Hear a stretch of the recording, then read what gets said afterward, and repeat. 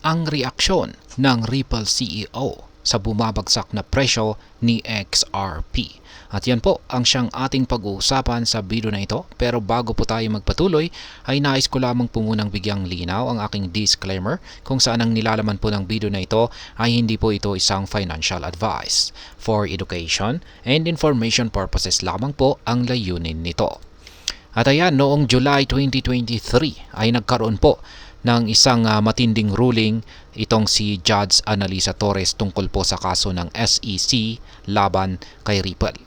Ang ruling na ito ay nagsabi na itong si XRP ay hindi isang security kapag ibinebenta sa mga retail investors sa digital asset exchanges.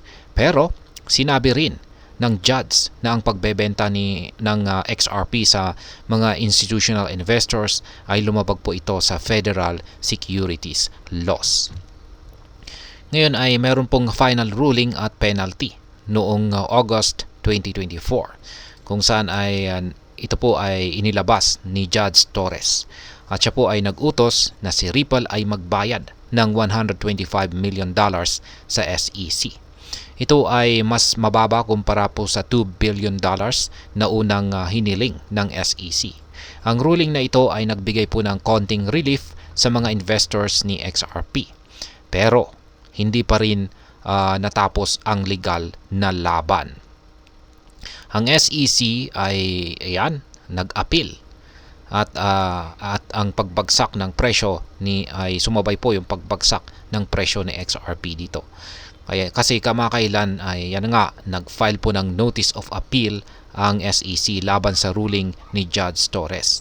Dahil dito ay bumagsak ang presyo ni XRP ng halos 10% mula po sa presyong 0.6647 noong September 29, 2024 ay bumaba po ito sa 0.5251. Kaya ang volatility na ito ay nagdulot po ng malaking concern sa mga investors na umaasa na matatapos na ang kaso. At yan, dahil sa mga kaganapan na ito ay hindi po napigilan ni Ginoong Brad Garlinghouse na siya ay maglabas ng kanyang sariling reaksyon. Ayan, si Ginoong Brad Garlinghouse ay siya po ang CEO ng Ripple.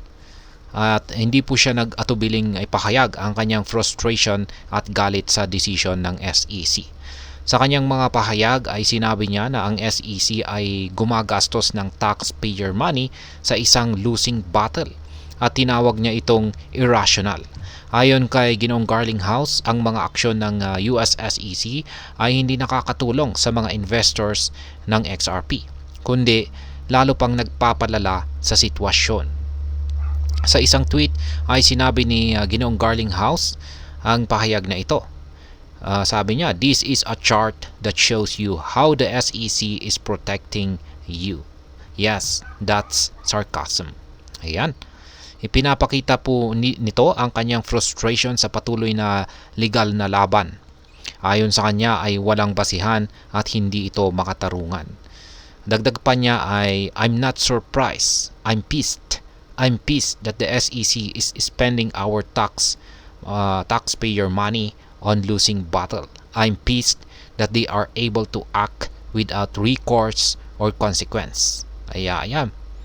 Ipinapakita nito ang kanyang galit sa patuloy na aksyon ng SEC na ayon sa kanya ay hindi po makatarungan at walang basihan.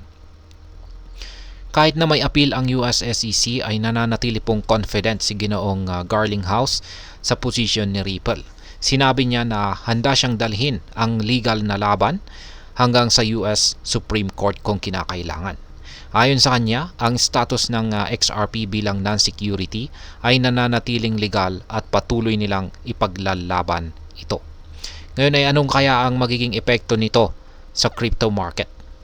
Yan, nakikita naman po natin yung chart. Ang patuloy na litigation na ito ay nagdudulot po ng malaking volatility sa market ni XRP. Maraming investors ang nag-aalala dahil sa hindi pa rin natatapos ang kaso. Ang uncertainty na ito ay nagdudulot po ng pagbaba ng presyo ng XRP at nagiging sanhi ng pag-aalinlangan sa mga investors.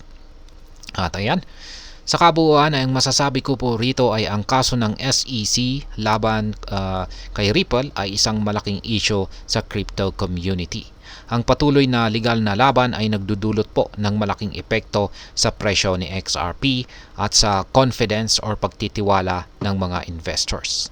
Si Ginoong Brad Garlinghouse bilang CEO ng Ripple ay patuloy na kanyang ipinapakita ang kanyang determinasyon na ipaglaban ang posisyon ni Ripple at protektahan ang mga investors ni XRP. At ayan, hanggang dito na lamang po tayo sa video na ito mga ka-crypto. Sana po ay inyong nagustuhan ang aking paliwanag sa video na ito. Kung inyo po itong nagustuhan, pag-click lamang po ang like button nito. Para naman po sa mga bago lamang dito, kayo po ay aking inaanyayahan para mag-subscribe. Pag-click na rin po ang bell icon nito dahil ito po ang siya magsisilbing notification nito sa mga bago kong videos na akin pong ina-upload sa aking YouTube channel na ito. Marami pong salamat sa panonood, ingat po tayo lagi at God bless po sa ating lahat.